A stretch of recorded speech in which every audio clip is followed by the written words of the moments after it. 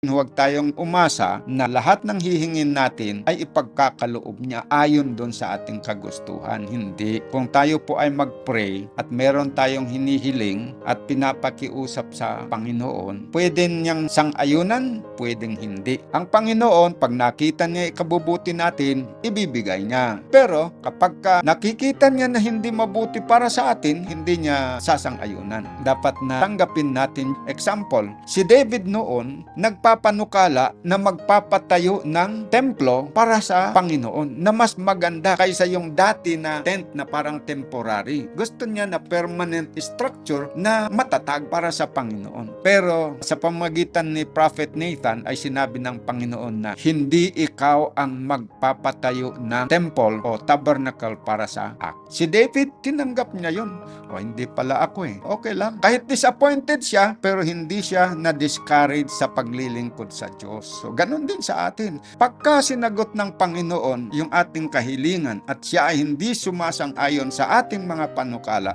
tanggapin natin, sumuko tayo. Kaya niya hindi ni sinasang-ayunan kasi hindi yon ang the best para sa atin. Meron siyang inihahanda o plano na mas maganda kaysa sa plano natin.